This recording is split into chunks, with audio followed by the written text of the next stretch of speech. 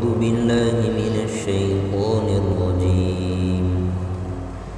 بسم الله الرحمن الرحيم. الحمد لله رب العالمين الرحمن الرحيم مالك يوم الدين. إياك نعبد وإياك نستعين. اهدنا الصراط المستقيم صراط الذين أنعمت عليهم غير المغضوب عليهم ولا الضالين.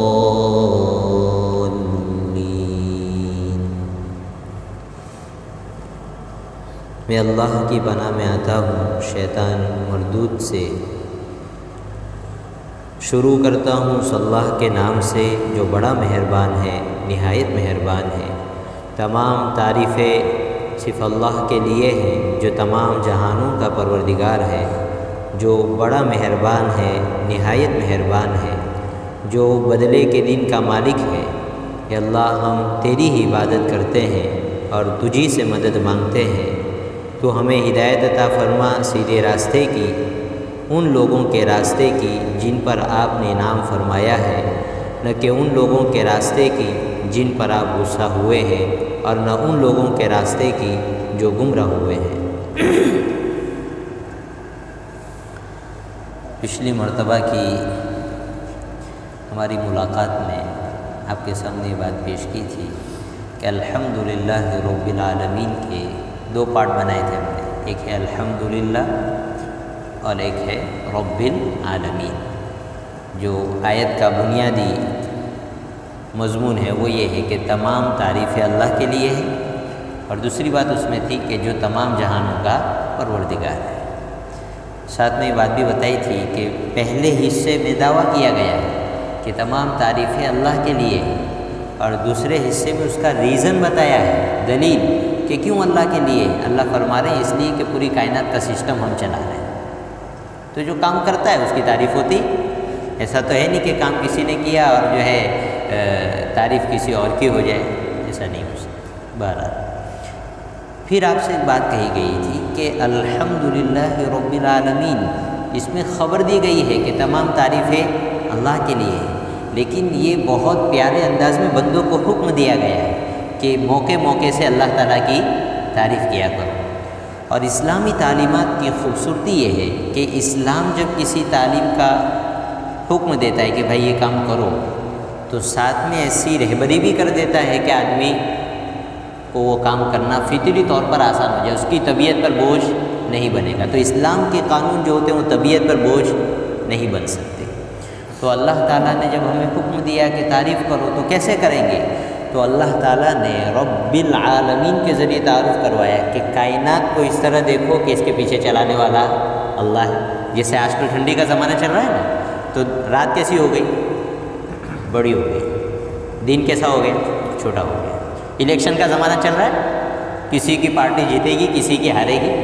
تو یہ سب واقعات ہوتے ہیں. ہم لوگ کیا کہتے ہیں کہ فلاں نے سپورٹ کیا اس لیے ایسا ہو گیا، یا فلاں نے سپورٹ کیا اس لیے ہار گیا، انہوں نے کام نہیں کیا اس لیے نہیں. یہ نہیں. قرآن کریم اس سے منع کرتا ہے. قرآن کریم ہمیں ایک سوچنے کا طریقہ سکھاتا ہے کہ کائنات کے واقعات کو اس نظر سے دیکھو کہ یہ کائنات میں جو اتھل پتھل ہو رہی ہے یہ اللہ پیدا کر رہا ہے. کون پیدا کر رہا ہے؟ رات کا حصہ بڑھ رہا ہے تو آدمی کو دماغ میں یہ چلنا چاہیے کہ اللہ کر رہے ہیں کہ رات بڑی کر دی اور دن کو چھوٹا کر دیا. دیکھیے اللہ صاف کہہ رہے ہیں قل اللہم مالک الملک تؤتی الملک من تشاء وتنزع الملک ممن تشاء وتعز من تشاء وتذل من تشاء بیدک الخیر انک علی کل شیء قدیر. کہ آپ کہہ دیجئے کہ اللہ ہی تمام ملک کا مالک ہے. وہی جسے چاہتا ہے عزت دیتا ہے، وہ جسے چاہتا ہے سلطنت پر بٹھاتا ہے، اور جسے چاہتا ہے نیچے اتار دیتا ہے. یہ سب سسٹم وہاں سے چلتا ہے. یولج اللیل فی النہار ویولج النہار فی اللیل. وہ رات کو چھوٹا بڑا اللہ کرتا ہے. اللہ فرما رہے ہیں، ہم کر رہے ہیں. آپ دیکھتے ہیں مرغی نے انڈا رکھا اور انڈے سے بچہ باہر آ گیا، تو زندہ سے مردہ باہر آ رہا ہے، مردہ سے زندہ باہر آ رہا ہے. اللہ کہہ رہے ہیں ہم کر رہے ہیں، ہم پر نگاہ ڈالو. یخرج الحی من المیت ویخرج المیت من الحی. اور یہ ایک ایسی سوچ ہے کہ قرآن بار بار لے جا کر یہاں جوڑتا ہے آدمی کی سوچ کو، کیسے دیکھو کائنات کو۔ آج میں آپ کو بتاؤں گا کہ اس سوچ کا فائدہ کیا ہوتا ہے، آگے جا کے بتاتا ہوں، ایک بات بیچ میں سنو۔ رب العالمین میں ایک دوسری چیز بھی ہے کہ اللہ تعالیٰ نے رب کو العالمین کے ساتھ جوڑا ہے، اور العالمین کا مطلب ہم کیا سمجھیں کہ اللہ تعالیٰ کے سوا جو چیز بھی ہے سب العالمین میں ہے، اور اللہ اس چیز کا سسٹم چلا رہے ہیں، پیدا بھی وہی کرتے ہیں، اور جب تک وہ چیز باقی ہے اس کو چلاتے رہتے کون ہے؟ اللہ تعالیٰ۔ سمندر دیکھا، وہاں کوئی درخت ہوتے ہیں، ہوائیں کون چلاتا ہے؟ ایک اللہ ہے جو پورے پاور کے ساتھ وہاں ہوا چلاتا ہے، تو پورا سسٹم اللہ چلا رہے ہیں۔ تو اللہ تعالیٰ نے اپنے رب ہونے کو العالمین کے ساتھ جوڑا۔ کیا مطلب؟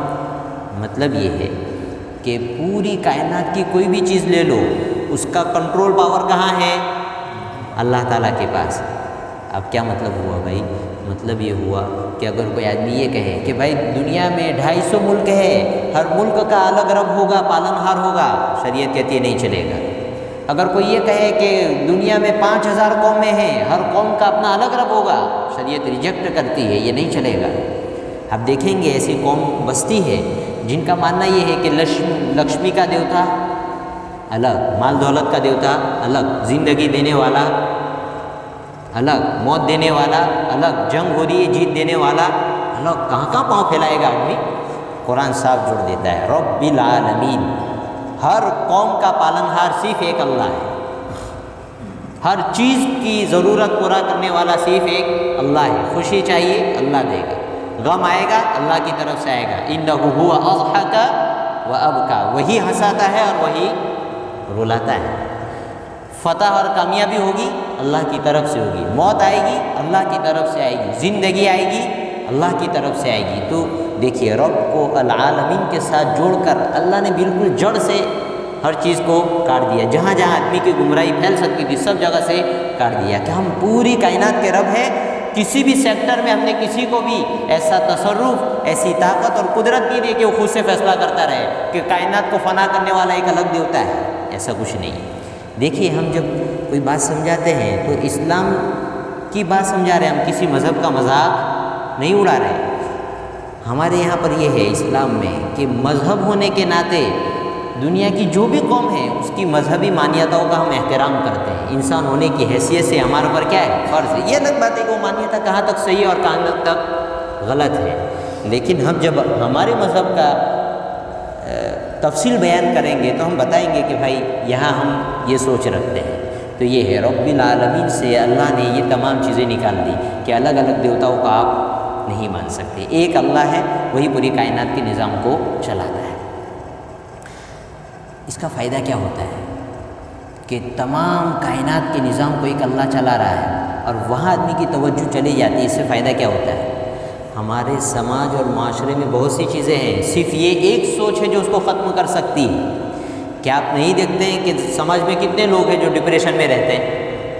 نہیں رہتے۔ ڈاکٹر کے پاس جائیے، آپ کو معلوم ہوگا کہ اچھے اچھے نوجوان ڈاکٹر کو آ کے کہہ رہے ہیں مجھے رات کو نیند نہیں آتی۔ میں نے خود ایک خوبصورت نوجوان کو دیکھا، 5 فائل لے کر آیا۔ کتنی؟ 5 فائل، بڑا تاجر میرے سامنے ڈاکٹر کو کہہ رہا ہے کہ مجھے کچھ کر دیجیے، میں اتنے ایکسپرٹ ڈاکٹر کے پاس گیا ہوں، مجھے نیند نہیں آتی رات کو، بس آپ کو ایسی دوائی دے دیجیے کہ مجھے رات کو نیند آ جائے۔ ڈپریشن ہے۔ ڈپریشن کیوں ہوتا ہے؟ آدمی جو سوچتا ہے وہ ہوتا نہیں ہے تو آدمی ڈپریشن میں آ جاتا ہے، ہر طرف سے ناکامی ہو رہی ہے تو آدمی پریشان ہو جاتا ہے۔ میں سوچتا ہوں وہ کیوں نہیں ہوتا، حالانکہ یہ تو اللہ کے پہچاننے کا راستہ ہے کہ آپ سوچیں اور نہ ہو، آپ کے پاس مال دولت سب کچھ ہے اور آپ چاہ رہے ہیں پھر بھی نہیں ہو رہا ہے، مطلب یہ ہے کہ کنٹرول پاور کہیں اور ہے۔ اس لیے حضرت علی نے کیا پیارا جملہ کہا تھا، عرفت ربی بفسق العزائم، میں نے اپنے ارادوں کے ٹوٹنے سے میں نے اپنے اللہ کو جان لیا کہ مجھ سے اوپر بھی کوئی ذات ہے جس کے وہاں سے فیصلے ہوتے ہیں۔ تو ڈپریشن ہوتا ہے کہ نہیں؟ کتنی بیماری ہے۔ صاف آدمی نگاہ رکھے، جو کوشش کرنی ہے مجھے کرنی ہے، لیکن اس پر رزلٹ اللہ دینے والا ہے۔ اگر میں نے کوشش کی اور پھر بھی نہیں ہو رہا ہے تو یہی میرے حق میں کیا ہے؟ بہتر ہے۔ اس لیے اللہ نے آگے کیا بیان کیا؟ اللہ جس کو چاہتا ہے ملک دیتا ہے، جس سے چاہتا ہے ملک لے لیتا ہے، جس سے چاہتا ہے عزت دیتا ہے، جس سے چاہتا ہے ذلت دیتا ہے۔ تو ذلت تو ہمارے علم میں بری چیز ہے نا، لیکن آگے قرآن عجیب و غریب لفظ استعمال کر رہا ہے، بیدک الخیر، کہ اللہ کے ہاتھ میں خیر ہے۔ کیا مطلب؟ اللہ اگر کسی بندے کے حق میں یہ فیصلہ کرتا ہے کہ اس کی بہت واہوائی ہو رہی ہے، اب اس کی واہوائی ختم کرو، تو بندہ تو اپنے لیے کیا سمجھ رہا ہے؟ یہ بری چیز ہے، لیکن اللہ کے علم میں یہ کہ اس بندے کے لیے یہی بہتر ہے۔ کتنے بندے ایسے ہیں کہ اگر ان کو رزق دے دیا جائے کھول کر تو وہ کافر ہو جائے، کیا ہو جائے؟ ان کا ایمان چلا جائے، اس لیے ان کو خوب گھسواتے ہیں، محنت کرواتے ہیں، ان کی طبیعت ہی ایسی ہے۔ اللہ کے علم میں اس بندے کے لیے وہی چیز بہتر ہے۔ تو اب تو معلوم ہوا ہم کوشش کر رہے ہیں اور کوئی چیز ہمیں حاصل نہیں ہو رہی ہے، تو ہمیں سمجھنا چاہیے کہ اس کے پیچھے میرے اللہ کی مرضی ہے اور میں اس پر خوش ہوں۔ اگر آپ یہ نہیں کرتے ہیں تو ڈپریشن آئے گا اور نا امیدی پیدا ہوگی۔ اور یاد رکھیے، نا امیدی کفر ہے۔ کیا ہے؟ کفر۔ انہ لا ییأس من روح اللہ الا القوم الکافرون۔ کافر قوم جو ہوتی ہے وہ نا امید ہوتی ہے۔ تو یہ ایک سوچ ہے کہ کائنات میں اسباب ہے، لیکن اس اسباب کو طاقت اور قوت دینے والا ایک اللہ ہے۔ اس سوچ کے ساتھ جب بھی ہم چلیں گے ہم کبھی ڈپریشن میں نہیں آئیں گے۔ دوسری بات، جس آدمی کے دل و دماغ میں یہ سوچ پروان چڑھتی جاتی ہے، یعنی اس کی عادت ڈالنی پڑتی ہے، کیا کرنی پڑتی ہے، لیکن جیسے جیسے اس کی عادت بڑھتی جاتی ہے وہ آدمی کبھی بھی کیسا بھی مخالف ماحول ہو کبھی گھبرائے گا نہیں۔ یہ یاد رکھیے، کبھی نہیں گھبرائے گا۔ سپر پاور طاقتیں سامنے آ جائے اپنی بات سے پیچھے نہیں ہٹے گا۔ صحابہ کرام میں یہی چیز تھی۔ میں آپ کو ایک واقعہ سناتا ہوں۔ ابھی جیسے سپر پاور طاقت امریکہ سمجھی جاتی ہے، دوسرے ملک سمجھے جاتے ہیں، اس زمانے میں دو ملک تھے سپر پاور سمجھے جاتے تھے، رومن امپائر۔ قیصر اس وقت کا بہت بڑا بادشاہ تھا اور اس وقت کی سب سے بڑی طاقتور حکومت سمجھی جاتی تھی۔ حضرت ربیعی ابن حارث رضی اللہ عنہ اس کے دربار میں جا رہے ہیں، چاروں طرف اس کی فوج ہے، بڑے بڑے وزراء ہیں، کسی کی ہمت نہیں ہے کہ بادشاہ کے سامنے نگاہ ملا کر دیکھ سکے۔ اور یہ عرب کا دیہاتی، اللہ کا صحابی، اللہ کے رسول کا صحابی، یہ جاتے ہیں، اپنا گھوڑا کھڑا کرتے ہیں اور اپنی تلوار کو یوں نیچے زمین پر ٹیک کر چلے جا رہے ہیں اس کے دربار میں۔ اور بادشاہ کے دربار میں تو عالیشان قالین بچھے ہوئے تھے، تو وہ قالین پھٹا جا رہا ہے اور پورا دربار دنگ ہو کر ان کو دیکھ رہا ہے، دنگ ہو کر کہ یہ آدمی کیا کر رہا ہے، اور اس کا تو ابھی سر قلم کر دیا جائے گا، اس کو قتل کر دیا جائے گا۔ اسی شان کے ساتھ بادشاہ کے تخت تک پہنچے اور وہیں پاؤں رکھ کر اس کے پاس کھڑے ہو گئے بات کرنے کے لیے، الچی بن کر گئے تھے۔ بادشاہ نے بدتمیزی کی تو انہوں نے تلوار سونت لی اور یہ کہا کہ اگر یہ رولس نہ ہوتا کہ قاصد کبھی کسی کو قتل نہیں کرتا ہے تو میں تجھے بھی قتل کر دیتا۔ اب ذرا مجھے بتائیے کہ اس دیہاتی کے اندر یہ جذبہ، یہ طاقت کس نے بھری؟ حالانکہ اسی دربار میں ایسے سپہ سالار موجود ہیں، ایسے جنرل موجود ہیں جن کے پیچھے فوج کے بڑے بڑے دستے ہیں جو اس کا ساتھ دے سکتے ہیں، لیکن اس کی مجال نہیں ہے کہ بادشاہ کے سامنے کچھ بولے اور نگاہ اٹھا سکے۔ ان کے پاس کون سی طاقت تھی؟ ان کے پاس ایک ہی طاقت تھی کہ کرنے دھرنے والی ذات اللہ کی، کسی کائنات کی کوئی طاقت، کوئی سلطنت، کوئی دولت ہمیں جھکا نہیں سکتی۔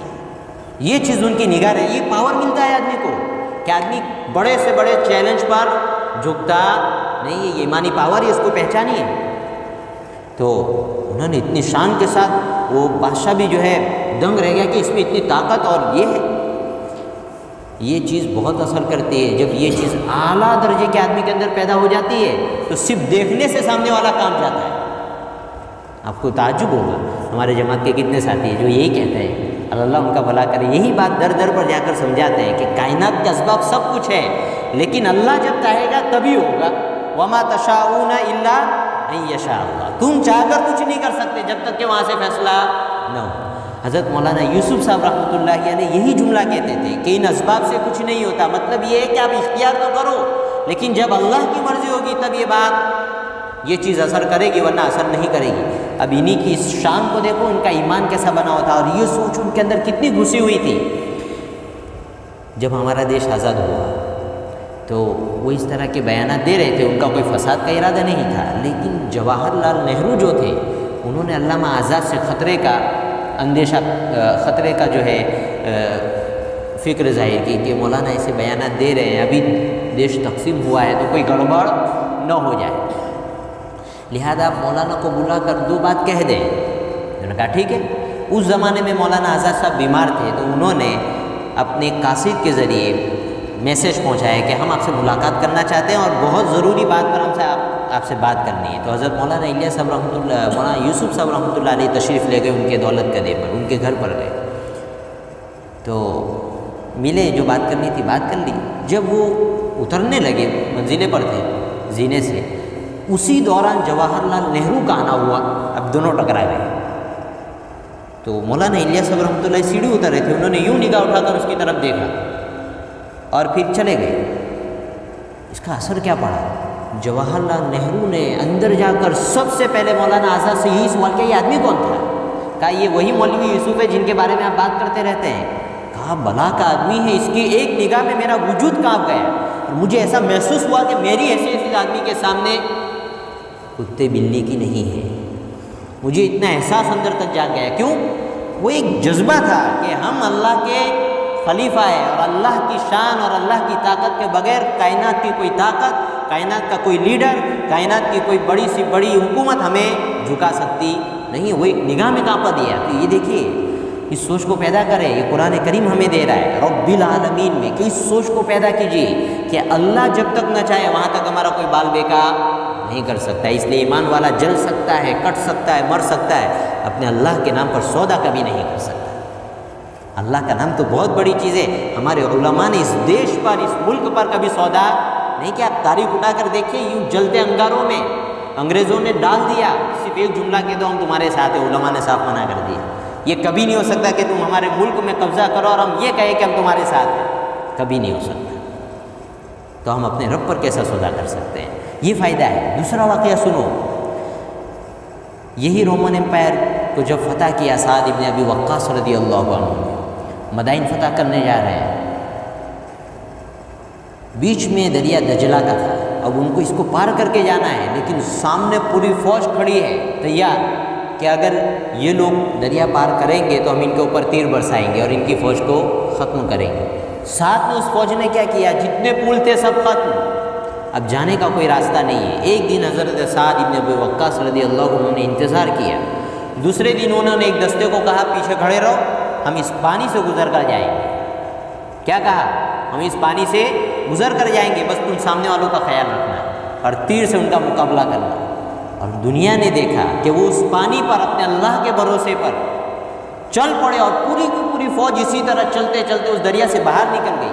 اور وہ رومی فوج جو یہ نظارہ دیکھ رہی تھی، سب بھاگ پڑے ہوئے۔ انہوں نے صاف یہ الفاظ تاریخ کی کتابوں میں لکھے ہیں، ان کی زبان فارسی تھی، انہوں نے کہا دیوا آمدن، دیوا آمدن کے دیو آ گئے۔ یہ کوئی انسان نہیں، یہ تسخیری قوت، ٹکرا جانے کی قوت اور کائنات کو اس حیثیت سے دیکھنے کی قوت کہ یہ صرف اللہ کے نظام کے تحت چلتی ہے، رب العالمین سے ملتی، وہاں سے انہوں نے سیکھا تھا۔ اور آگے بڑھیے، عقبہ ابن عامر رضی اللہ عنہ افریقہ کو فتح کر رہے ہیں اور وہاں ان کو فوجی چھاونی بنانی ہے۔ بڑے بڑے جو اس میدان کے ایکسپرٹ تھے، انہوں نے کہا کہ بھائی جگہ کی جو ضرورت ہے وہ جگہ جنگل کا پھولا علاقہ ہے، وہیں آپ کی بہترین فوجی چھاونی بن سکتی ہے جو دشمنوں سے محفوظ رہ سکتی ہے۔ اب جب مشورہ ہوا تو وہ ایسی جگہ تھی جہاں بڑے بڑے موذی جانور اور درندے جانور رہتے تھے۔ حضرت عقبہ ابن عامر نے کہا ٹھیک ہے، ہو جائے گا۔ اس فوج میں 15 صحابہ کرام تھے، سب کو لے کر وہ اس جنگل میں گئے جہاں انہیں فوجی چھاونی بنانی تھی، اور انہوں نے ایک زور سے ندا لگائی کہ جنگل کے جانوروں سنو، ہم اللہ اور اس کے رسول کے غلام ہیں، ہم دین اسلام کی خاطر اپنے عرب کو چھوڑ کر یہاں آئے اور اس جگہ پر ہم اپنی فوجی چھاونی بنانا چاہتے ہیں، تمہیں حکم ہے کہ یہاں سے نکل جاؤ۔ دنیا نے دیکھا کیا شیر، کیا بھیڑیا، کیا سانپ، کیا ہاتھی، سب اپنے بچوں کو لے کر نکل گئے۔ یہ کیا تھا؟ یہ رب العالمین کا تصور تھا کہ اس کائنات کا سسٹم ایک اللہ کے پاس ہے، وہی چلاتا ہے، اگر وہ چاہے گا تو ہو جائے گا، ورنہ کچھ نہیں ہو سکتا۔ تو دیکھیے بہت ساری چیزیں ہیں، ایک فکر سے پیدا ہو سکتی ہے، یہ فکر ہمارے اندر پیدا کرنے کی آج ضرورت ہے کہ اللہ چاہے گا تو ہو جائے گا اور اللہ نہیں چاہے گا تو کچھ نہیں ہوگا۔ کسی کو عزت مل رہی ہے، کوئی ذلیل ہو رہا ہے، کوئی ترقی کر رہا ہے، کوئی گر رہا ہے، یہ سب کچھ کہاں سے ہو رہا ہے؟ اللہ کی طرف سے ہو رہا ہے۔ اس چیز کو آدمی اپنی دل و دماغ میں بٹھا لے، یہ رب العالمین کا پیغام ہے۔ ایک اور دوسری چیز دیکھو، ہمارے سماج اور معاشرے میں کیا ہوتا ہے، رشتہ دار ترقی کرتا ہے، دوسرا رشتہ دار جلتا ہے کہ نہیں جلتا ہے؟ یہ ہماری حقیقت ہے، ہم تو گھر کے آدمی ہیں، اس کو ماننا پڑے گا ہم کو۔ ہمارے محلے میں، ہمارے سماج میں کوئی آدمی آگے بڑھتا ہے تو سب نہیں، لیکن 2-3 نگاہیں ایسی ہوتی ہے جو جلے ہوئے نظر سے اسے دیکھتی ہے۔ جو حسد کرتا ہے وہ اللہ کے فیصلے پر جو ہے انگلی اٹھاتا ہے۔ آپ حسد کر رہے ہیں، آپ کو یہ ہو رہا ہے کہ یہ کیوں آگے بڑھ رہا ہے، اس کو کیوں عزت مل رہی ہے، اس کا بزنس کیوں جو ہے ڈیولپ ہو رہا ہے، اس کا مطلب یہ ہے کہ اس کو تو اللہ ڈیولپ کر رہے ہیں۔ تو آپ اس پر سوال اٹھا رہے ہیں کہ نعوذ باللہ، اللہ کو سمجھ نہیں پڑ رہی، مجھے سمجھ پڑ رہی، میری سوچ یہ کہہ رہی کہ اس آدمی کو آگے نہیں بڑھانا چاہیے۔ اس لیے بہت بڑا گناہ ہے حسد، یہ حسد بہت برا۔ تو ہم یہ سوچ پیدا کر لیں کہ جس کو ترقی ملتی ہے اللہ کی طرف سے ملتی، جس کو عزت ملتی ہے اللہ کی طرف سے ملتی ہے، آدمی جو کام کرتا ہے اللہ کی طرف سے کرتا ہے، تو اب یہ سوچ ختم ہو جائے گی، یہ جھگڑے ختم ہو جائیں گے۔ تو ہمارے سماج کو سدھارنے میں اس سوچ کا بہت بڑا کردار اسے پیدا کریں۔ واللہ کہتا ہوں، جن لوگوں کے اندر یہ سوچ پروان چڑھتی ہے، آگے بڑھتی ہے اور ہر معاملے کو اس نگاہ سے سوچتے ہیں، وہ کبھی کسی کے بارے میں اپنے دل میں بیر نہیں رکھتے، حتیٰ کہ کسی سے تکلیف پہنچ جائے تو بھی بیر نہیں۔ وہ سوچتے ہیں بس اللہ کو منظور تھا اور ہو گیا، یہ اللہ چلا رہا ہے نظام، ہونا تھا ہو گیا، کوئی بات نہیں، چل ختم کر یہ چیزیں۔ تو بہرحال رب العالمین کا یہ پیغام ملا ہمیں کہ کائنات کی کوئی بھی چیز ہو، اس کا سسٹم کہاں ہے؟ اللہ کے پاس ہے، اور وہی چلا رہے ہیں۔ لہذا جو واقعات ہماری طبیعت کے مطابق ہو یا ہماری طبیعت کے مخالف ہو، سب کس کی طرف سے ہے؟ اللہ کی طرف۔ مطابق ہے کیا کہیں گے؟ الحمدللہ۔ اگر خلاف جا رہا ہے اور ہمیں ایسا لگ رہا ہے کہ ہماری طبیعت پر نہیں آ رہے ہیں، کیا کہیں گے؟ انا للہ۔ کوئی بات نہیں، اللہ کو یہی منظور تھا، اللہ کوئی خیر کی راہ پیدا کرے۔ یہ فائدہ سمجھ میں آ گیا۔ دوسری بات دیکھیں، اللہ تعالیٰ نے یہ جو بات کہی ہے کہ پوری کائنات کا سسٹم ہمارے پاس ہے، یہ سکے کا ایک پہلو ہے، اس کا دوسرا پہلو توحید ہے کہ جب پوری کائنات کا سسٹم اللہ کے پاس ہے تو عبادت کس کی کی جائے گی؟ سیدھی بات ہے، لاجیکل ہے یہ چیز کہ جب ایک پوری کائنات کا سسٹم ایک ذات سنبھال رہی ہے اور اس کام میں کوئی شریک نہیں۔ آسمان کس نے بنایا؟ اللہ صاحب قرآن میں کہہ رہے ہیں کہ کوئی شریک ہمارا نہیں، سورج چاند ستارے سب بنانے میں کوئی شریک نہیں ہے، سب سسٹم ہم چلا رہے ہیں۔ تو آدمی کی عقل خود گواہی دیتی ہے کہ جب وہی سب کچھ کر رہے ہیں، ضرورتیں بھی وہی پوری کر رہے ہیں، سسٹم بھی وہی چلا رہے ہیں، تو عبادت کے لائق بھی وہی ہے۔ تو اسی سے الحمدللہ رب العالمین ہی سے توحید صاف صاف سامنے آ جاتی ہے کہ اللہ کی ذات کے سوا کوئی عبادت کے لائق نہیں۔ اور ہمیں تو روزانہ 2 رکعت نماز پڑھ کے شکر ادا کرنا چاہیے اللہ تعالیٰ کہ اللہ نے ہمیں توحید کی نعمت عطا کی۔ میں کیسے بتاؤں آپ کو، ایک بڑا مضمون ہے اور ایک بڑی تاریخ ہے، آپ اٹھا کر دیکھیے کہ توحید اللہ کا بہت بڑا انعام، بہت بڑا انعام۔ بڑے بڑے غیر مسلم لوگوں نے اس بات کو مانا ہے کہ توحید کے بغیر گاڑی نہیں چل سکتی۔ دیکھیے جب اسلام آیا تب ہمارے یہاں ہندوازم کا کیا حال تھا؟ 23 کروڑ، کتنے؟ 23 کروڑ دیوی دیوتا تھے۔ کتنے؟ یہ اپنی جیب میں سے نہیں کہہ رہا ہوں، ان لوگوں کی کتابوں میں یہ لکھا ہوا ہے۔ ویسے جو دنیا کی تاریخ ان لوگوں نے تقسیم کی ہے تو 3 حصوں میں تقسیم کر رکھی ہے، ہمارے اسکول والے جانتے ہوں گے، انشینٹ اور میڈل اور پھر ماڈرن۔ تو انشینٹ انڈیا، پراچین بھارت، یہ کتاب ہے باقاعدہ، اس میں بھی لکھا ہے کہ کتنے 33 کروڑ معبود ان کے یہاں تھے۔ پھر کیا ہوا؟ اسلام نے آ کر صاف کہا کہ دیکھو اس کائنات میں صرف ایک اللہ ہے اور وہی ہر چیز کو چلاتا ہے، اسی کے پاس طاقت اور قدرت ہے۔ اب یہ عقیدہ اتنا لاجیکل تھا کہ دنیا کی تہذیبوں کو یہاں پر جو ہے کمپرومائز کرنا پڑا ہے۔ آپ دیکھیں گے کہ ہندو مذہب میں بھی ایسے لوگ کھڑے ہوئے جنہوں نے صاف طور پر اس کو مانا کہ اس کائنات کا چلانے والا ایک اللہ ہے۔ گرو نانک جی تھے، ان کی تحریک پڑھی، اسی طرح کبیر داس تھے، ان کی مکتی تحریک تھی، اس کو پڑھیے۔ ان سب تحریکوں کے پیچھے ایک بات تھی کہ انہوں نے کہا یہ مورتی پوجا غلط ہے اور ایک خدا ہی اس کائنات کو چلاتا ہے۔ انہوں نے مانا، کیوں مانا؟ اس لیے کہ ان کو یہ ڈر تھا کہ اگر یہ بات ہم نہیں کہیں گے تو ہماری یہ پوری کی پوری قوم کہاں چلی جائے گی؟ اسلام میں کہاں چلی جائے گی؟ اس لیے کہ بہت لاجیکل ہے۔ جیسے ایک صاحب سفر کر رہے تھے، ایک غیر مسلم نوجوان پڑوس میں بیٹھا تھا، سرکاری بس تھی، تو بات چیت کی، بہت کھل گئے، تو ان صاحب نے ان سے کہا کہ ایک بات پوچھوں؟ تو انہوں نے کہا پوچھو۔ کہا یہ بس چلا رہا ہے ڈرائیور، اگر ایک ڈرائیور دوسرا اس کے پڑوس میں بیٹھ جائے جا کے اور یہ کہے میں بھی چلاؤں گا تیرے ساتھ، تو میں نے کہا کہاں پہنچیں گے؟ اس نے کہا کہیں نہیں پہنچ سکتے، یہیں ایکسیڈنٹ ہو جائے گا۔ لاجیکل اس کی طبیعت نے، عقل نے یہ جواب دیا کہ یہ نہیں ہو سکتا کہ ایک ہی وقت میں ایک ہی گاڑی کو دو ڈرائیور نہیں چلا سکتے۔ تو صاحب نے کہا کہ پھر اس کائنات میں اتنے رب اتنے دیوتا کیسے ہو سکتے؟ تو اس نے کہا یہ بات تو غلط ہے۔ کیا کہا؟ یہ بات تو غلط ہے۔ قرآن سیدھا جو ہے اسی کو کہتا ہے، لو کان فیہما آلہۃ الا اللہ لفسدتا، کہ اگر اس کائنات میں ایک اللہ کی ذات کے سوا کوئی اور بھی اس کائنات کو چلانے والا ہوتا تو اس کائنات کا نظام تباہ ہو جاتا، ختم ہو جاتا، منٹوں میں ختم ہو جاتا۔ ٹکراؤ ضروری ہے، وہ اپنے ماننے والوں کو یوں لے کر چلا جاتا، وہ اپنے ماننے والوں کو یوں لے کر چلا جاتا۔ پھر کوئی دکھا دیتا کہ رات وقت پر آ رہی ہے، دن وقت پر آ رہا ہے، موسم وقت پر آ رہا ہے، ایسا کچھ نہیں چل سکتا تھا۔ یہ ایک اللہ ہے جو اس کائنات کو چلاتا ہے اور لوگوں کی طبیعتیں اس کو قبول کرتے ہیں، بالکل لاجیکل عقیدہ ہے۔ اس لیے پچھلی صدی میں 1916 8 مارچ کو ایک آدمی بھرتپور میں راجستھان میں پیدا ہوا تھا، ان کا نام تھا تقریباً راجندر نارائن لال۔ انہوں نے مذہب پر اسٹڈی کی اور دنیا کے جو بڑے بڑے مذہب تھے اس میں ہندوازم، بدھزم، عیسائیت اور اسلام، اس کا مطالعہ کیا، اور اس کا مطالعہ کرنے کے بعد انہوں نے ایک کتاب لکھی اسلام کے تعارف کے بارے میں۔ کس کے بارے میں؟ اسلام کے بارے میں۔ اس کتاب میں انہوں نے کیا بات کہی؟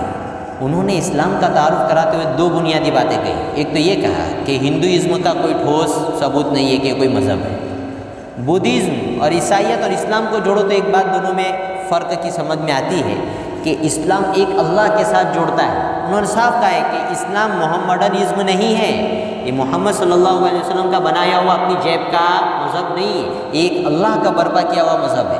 اور اس کے مقابلے میں دوسرے راہ بدھزم، عیسائیت، یہ سب شخصیتوں تک لے جاتے ہیں، فاؤنڈر تک لے جائیں گے، اس سے اوپر تمہیں نہیں لے جا سکتے۔ عیسائیت تھی شروع میں لیکن سب تعلیم اب بدل گئی، اس کی انہوں نے اسٹڈی کر کے یہ رپورٹ دی۔ پھر انہوں نے ایک بہت بنیادی بات کہی کہ اسلام کے 5 پلرز ہیں، 5 ارکان ہیں، اس میں سب سے پہلے نمبر پر توحید ہے، پھر نماز، پھر زکوٰۃ، روزہ اور حج۔ انہوں نے بہت پتے کی بات کہی، انہوں نے یہ کہا کہ اسلام کے 4 پلرز میں اسلام لچک دیتا ہے، جیسے حالات ہوں گے اس میں گنجائش پیدا کر لیتا ہے، لیکن ایک چیز ہے توحید، اللہ کی ذات کے سوا کسی کو کسی بھی زندگی کے کسی مرحلے میں اللہ کی ذات کے ساتھ کسی کو شریک نہیں کرتا۔ اور انہوں نے کہا ہے کہ یہ اسلام کی سب سے بڑی خوبی ہے، تو کسی مذہب میں نہیں ہے۔ آپ کو بات بتاؤں کہ اسلام جو ہے جس توحید کی سوچ پیدا کرتا ہے اور اللہ کے ساتھ جو بندوں کو جوڑتا ہے، یہ بندوں کی فطری ضرورت ہے۔ دیکھیے پچھلی صدی میں ہی ایک بہت بڑا آدمی گزرا ہے یوروپ میں، ڈاکٹر آرنلڈ، یہ ہسٹری کے بہت بڑے مورخ تھے۔ انہوں نے ایک کتاب لکھی دا اسٹڈی آف ہسٹری، انہوں نے اس میں ایک بات لکھی ہے، وہ تہذیب کی بات ہے، آگے آئے گی میں آپ کو بتاؤں گا۔ انہوں نے ایک بات یہ لکھی کہ ہماری مغربی تہذیب اور اسلامی تہذیب ان کا ٹکراؤ ہے، لیکن انہوں نے بڑے افسوس کے ساتھ کہا ہے کہ ہماری مغربی تہذیب نے، یوروپی تہذیب نے دھرم کو اپنی تہذیب سے نکال دیا۔ اور انہوں نے صاف لکھا ہے کہ اگر یوروپی تہذیب اسی حال میں باقی رہی کہ وہ یہ کہتی رہی کہ دھرم، مذہب، آستھا یہ آدمی کا پرسنل معاملہ ہے، تو انہوں نے کہا، صاف کہا ہے کہ یہ تہذیب کبھی بھی ایک مذہبی تہذیب کے سامنے نہیں ٹک سکتی، بلکہ بہت جلد دنیا دیکھے گی کہ مغربی تہذیب کسی دینی تہذیب کے سامنے جھک جائے گی۔ اس لیے میں کہہ رہا ہوں کہ یہ جو گھبراتا ہے نا کہ اسلاموفوبیا پھیل رہا ہے اور سب کچھ ہو رہا ہے، کہ ہم بتائیں گے آپ کو اس کی بنیادی وجہ یہ ہے کہ میدان میں صرف اسلامی تہذیب ہے۔ کون؟ اسلامی تہذیب، وہ صرف تصور پیدا کرتی ہے کہ ایک اللہ ہے۔ اور انہوں نے کہا ہے کہ یوروپ کے سب مسائل کی جڑ اتنی ہے کہ ان کو کس سے کاٹ دیا گیا ہے؟ اللہ سے کاٹ دیا گیا ہے، اپنے معبود سے، اپنے پیدا کرنے والے سے کاٹ دیا گیا ہے۔ اس لیے وہ لوگ صاف صاف یہ کہہ رہے ہیں کہ ہماری یہ یوروپی تہذیب اسلامی تہذیب کا مقابلہ نہیں کر سکتی، بلکہ دنیا دیکھے گی کہ اگر یہ اسی طرح باقی رہی تو اسلامی تہذیب کے سامنے ختم ہو جائے گی اور سب کو اسلام قبول کرنا پڑے گا۔ اس لیے ہم اللہ کا شکر ادا کریں کہ ہمیں اللہ نے بچپن سے یہ تصور ادا کیا ہے کہ اس کائنات کا چلانے والا ایک اللہ ہے۔ توحید اتنی بڑی نعمت ہے، ٹھیک ہے؟ تو رب العالمین میں آج ہمیں 2 باتیں، ایک تو یہ کہ اس کائنات کا کارساز چلانے والا ایک اللہ ہے، اور اس کو ہم اپنی زندگی میں داخل کریں اور واقعات کو اسی نظر سے دیکھیں تو ہم کبھی ٹکرائیں گے نہیں، اور کبھی گر نہیں سکتے، کبھی ہم میں کم ہمتی نہیں آ سکتی، کبھی ڈپریشن میں نہیں آ سکتی۔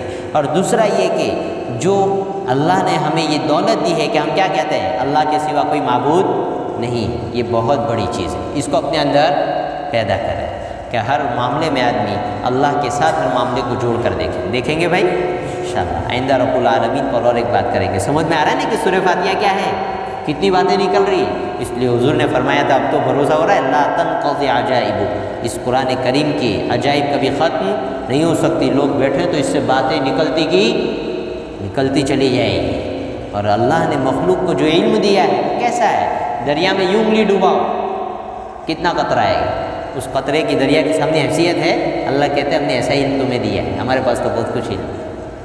بہرحال اللہ تعالی ہمیں اس سوچ کے ساتھ جینے کی توفیق عطا کرے۔ وآخر دعوانا الحمد